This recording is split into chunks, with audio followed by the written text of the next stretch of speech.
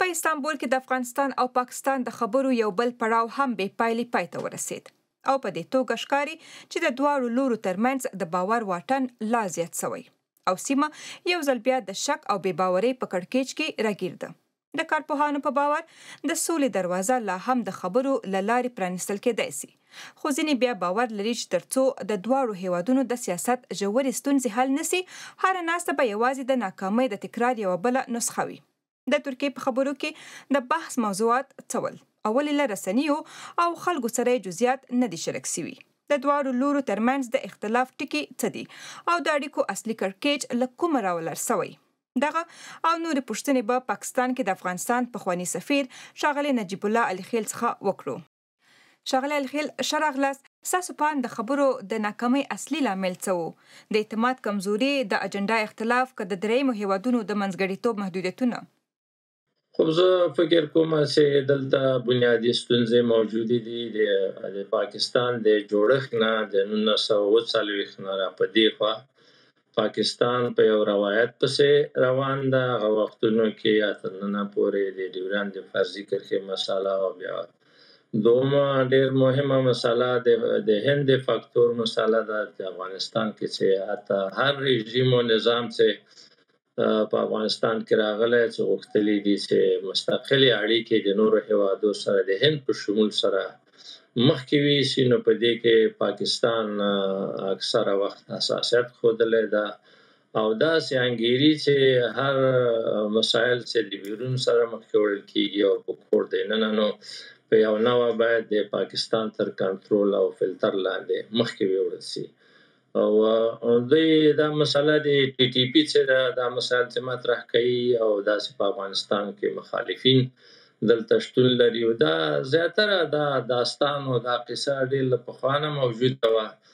پاکستان حتی د جمهوریت په وخت کې د افغانستان په مختلفو سیمو باندې به راکټونه ورول، توپخانې به ورولې د کونړ، ننګرهار او د خوست، پکتیکا نورو مناطقو کې، او بهانه به یې دا وه چې دلته زموږ مخالفین دي حل دا چې دا مسله بیا هېڅ نوع شواهد هم نسو احرا کولی او یا ښودلی. اوس هم د ټي ټي پي مسله همدا ده چې هغه زیاتره د پاکستان د لسیزو د غلطو پالیسیو د اشتباه امیزه پالیسیو نتیجه ده چې اوس داسې وضعیت په سیمه کې یعنی التهابي ده او دا زیاتره د پاکستان د خپل په کور دننه مشکل ده، نه د بیرون د افغانستان. همداسې ستاسو په باور باندې ډېر افغانان هم همدا باور لري چې پاکستان غواړي د افغانستان پر سیاست او امنیت اغیز وساتي. ستاسو د تجربې پر بنسټ د دې نفوذ اصلي موخه څه ده؟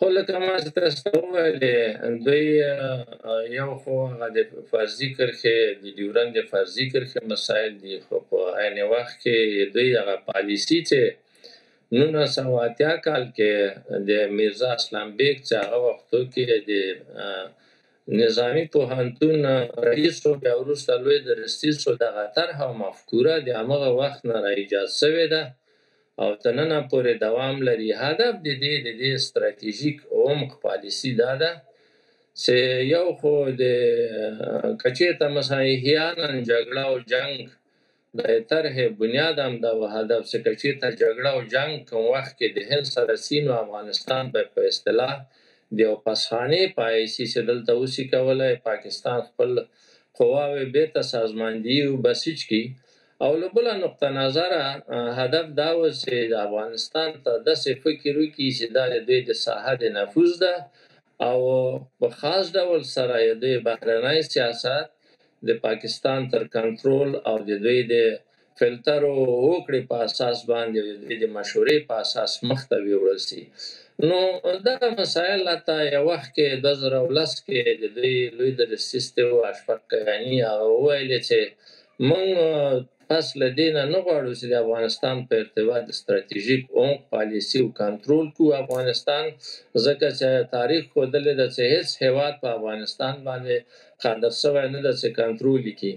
خو دا ظاهري مسله ده، ولې په نهایت کې دوی همدا غواړي چې په افغانستان باندې نفوذ ولري، په ټولو صرف نظر داسې کم څوک په قدرت کې دي، کم نظام د جمهوریت د ډاکټر نجیب د وروستی نظام د مجاهدین دي او که طالبان دي، دوی پالیسي دا ده چې افغانستان ته نه دی یو متساوي حقوق هېواد په سترګه ګوري، بلکې فکر کوي چې دلته باید موږ برلاسی ولرو. دا یې عمده هدف ده. ښاغلی الخیل، یو بل مهمه مسله چې اوس مهال په دغه اساس وخت کې ډیر د بحث وړ ده، که د دواړو هیوادونو ترمنځ د باور فضا بیرته جوړیږي، دا به له کوم ځایه پیل سي؟ له کابله، که له اسلام آباد، که له درېیمو هیوادونو؟ خو په لومړي سر کې د باور فضا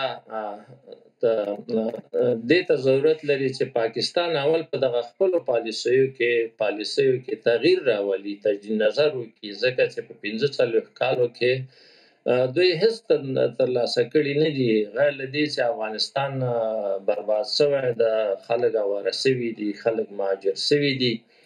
خو په نهایت کې بیا د افغانستان د خلکو احساسات ډیر جریحه‌دار شوي دي، یو منفي ذهنیت ایجاد شوی، خصوصا د ځوان نسل په ارتباط باندې دا پاکستان ته همیشه د یو عامل په توګه چې د افغانستان غمیز یو عامل دوی دی په دې سترګه کتل کیږي. نو هدف دا ده چې یو خو دغه ستراتیژیک او پالیسي چې دا که څه هم افغانستان ته ډیر دردونه او مشکل پیدا کړي، خو په نهایت کې دا په دې باندې موفق شوي نه دي چې افغانستان تر کنټرول او نفوذ لاندې راولي. اول دا باید یو تجدید نظر په دې باندې وشي. خو اصلي خبر دا ده چې وخت مونږ غواړو د پاکستان سره دا رقم یو متساوي حقوق ولرو او ملي ګټې په نظر کې ونیسي، یو هېواد په حیث سره دې ته اړتیا ده چې موږ په کور دننه باندې خپل ستونزې حل کړو. هر څوک چې په افغانستان کې حاکمان یا اوسني حاکمان باید د افغانستان د خلکو ټولو ګډ کور وګرځوي، ستونزې حل سي او هر څوک احساس د مالکیت وکړي د افغانستان، ځکه دا د ټولو شریک کور ده. ضمناً ځینې ډلې چې احساس د دې کوي چې په اصطلاح د دښمن په ژرنده باندې اوبه وګرځوي او په نورو پایتختونو کې دوی غواړي چې د بل چا سره په اصطلاح نوې صفحه د اړیکو ایجاد کړي او خپل شخصي ګټو ته ورسیږي او د هغوی حتی په داخل د افغانستان او په پایتخت باندې حریم په یو شکل سره حریم څه نقض کیږي او تیری او تجاوز کیږي او دا دوی غواړي چې په یو شکل یې توجیه کړي.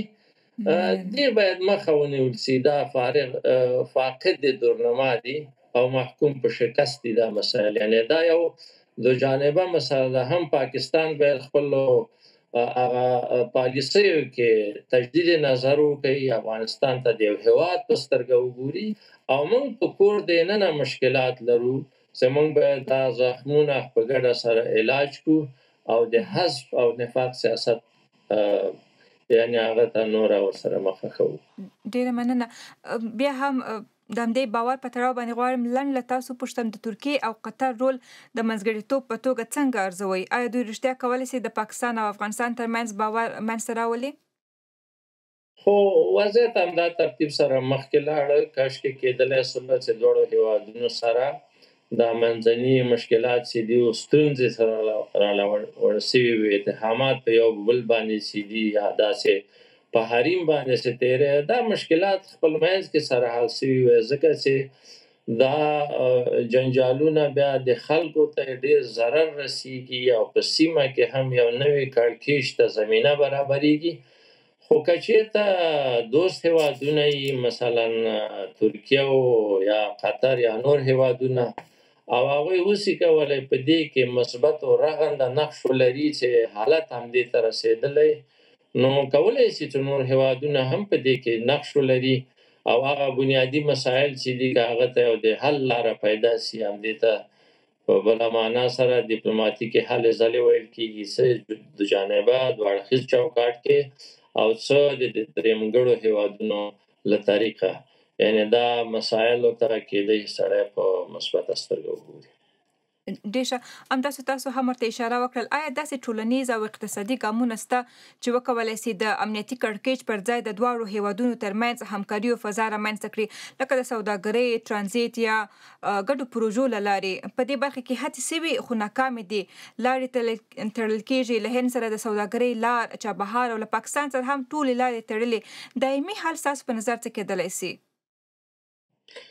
دایمي حل دې ته زما فکر سره ضرورت دې ته ده چې موږ په یو اوږدمهاله پالیسي باندې سره کار وکړو او د دې فرصت مساعد شي چې افغانستان کې قرار یو مقتدر ملي دولت ته ورسیږو او بیا د پاکستان سره د یو پالیسي پر اساس باندې د ګډو متقابلو همکاریو د اصولو په اساس باندې یو پالیسي او تګلاره منځته راوړو. نو په دې کې هو داسې یو لوی ظرفیت او پوتنسیال د روابطو موجود ده په اقتصادي چارو کې، په تجارت او ترانزیت کې. یو وخت کې جمهوریت په محل باندې حتی د موږ تجارت د پاکستان سره 3 میلیارډو ته رسېدلی و حجم یې، ځکه چې عمومي حجم 15 میلیارډ هغه عمومي ظرفیت ده. خو اوس وختونو کې ګورئ چې پاکستان د فشار پالیسي مخته ویوړله او 80 سلنه دغه تجارت او ترانزیت مسایل ښکته راغلل. په کراچۍ بندر کې مشکلات افغان تجارانو ته پیدا شول او حتی په تورخم کې او نورو ځایو کې چې لارې بندې کړلې، نو حتی هره ورځ باندې د بعضو ارقامو په اساس باندې $1 میلیون افغانانو ته تاجرانو ته ضرر رسېده.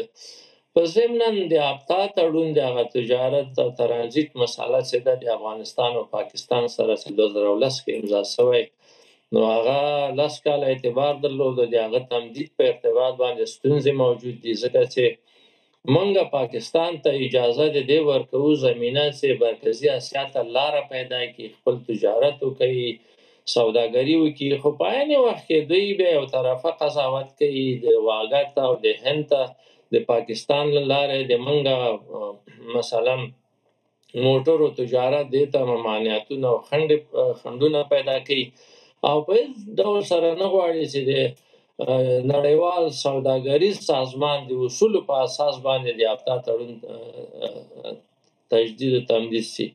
نو په دې خاطر باندې پوتنسیال او تجارت ظرفیت ډیر زیات ده، خو کاشکې په دې مسایلو کې د سیاسي عواملو او فشارونو وسیله تجارت او ترانزیت او اقتصادي مسایل ونه ګرځي. په اوسني وضعیت کې د امریکا، چین او ایران رول څومره مهم دی؟ آیا د سیمې د لویو قدرتونو سیالۍ دا کړکېچ لا پسې ژور کړی او یا سیمې ته کومه نوې جګړه راتلونکې ده؟ خو د سیمې هیوادونه او په عین وخت کې امریکا او نور هیوادونه چې دي، په دې کې طبیعي خبره ده چې افغانستان یو جیوپولیټیکي حساس موقعیت کې قرار لري، د یو سوق الجیشي موقعیت ده. په دې ارتباط باندې ډېر مسایل چې په افغانستان کې پیښیږي، دې کې تړاو د غټو هیوادونو، سترو هیوادونو سیالۍ سره هم ارتباط لري.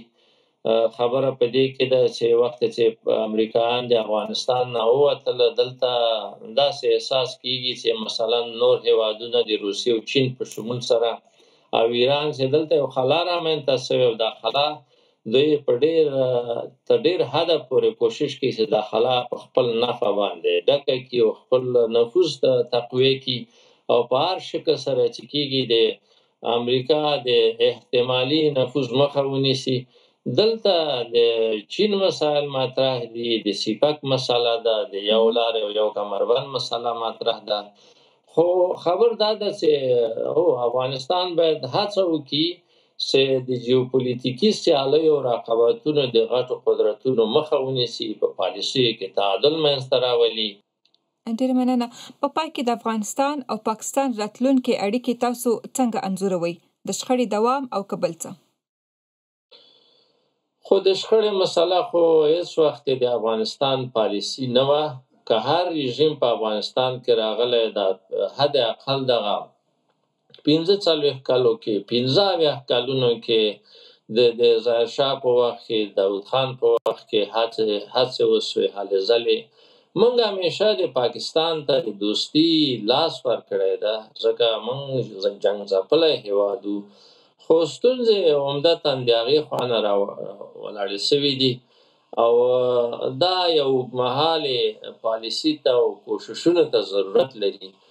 هم د ډیورند کرښې په ارتباط باندې چې دا یو معضله ده د 19 قرن نه د استعماري دورې نه او تر ننه پورې دا د 130 کالونه تیر سوي چې هر څونه وختونه تیریږي د خلکو په زړونو کې او په احساساتو کې دا نور هم یعنی جای پیدا کوي. او هدف په دې کې ده چې موږ باید په شلمه پیړۍ او په دغه 21مه پیړۍ کې دې ته د یو حل معقوله لار پیدا کړو. د دواړو ولسونو چې د ډیورند کرښې دواړو طرفو ته دي یو معقوله چې د خلکو اراده پکې موجوده پیدا سي. بله خبره دا ده چې افغانستان تل کوشش کړی ده چې نورو هیوادونو سره اړیکې وساتي او پاکستان ته هم د یو ګاونډي په سترګه وګوري. خو دې کې مشکل په همدې کې دي چې افغانستان ته د یو هیواد په سترګه څوک وګوري ډېرې ستونزې کېدلی شي د پاکستان سره حل سي او د یو متساوي الحقوق هیواد په حیث سره. دورنما کې ستونزې ډېرې زیاتې شته دي. د باور فضا بېرته راوستل ستونزمن کار ده، وخت ته اړتیا لري تر څو چې په پالیسیو کې تجدید نظر ونسي او نوې فضا رامنځته نسي. دا کړکېچ به دوام کوي او په عین وخت کې که چېرته د پاکستان پالیسي همدا اوسېږي چې یو څو موده کې مثلا یو وقفه وي بیا جګړې ته زمینه مساعده کړي، بیا وروسته هدف دا اوسېږي چې د نظامونو په تغییر او تبدیل کې افغانستان تل بې ثباته وساتي، دا پایله به ښه نه اوسېږي او تل به موږ په همدې لانجو کې د یو هیواد سره په اخته اوسېږو. ښاغلی الخیل ډېره زیاته مننه چې موږ ته مو وخت راکړ. ښه وخت ولرئ. ډېره مننه تاسو.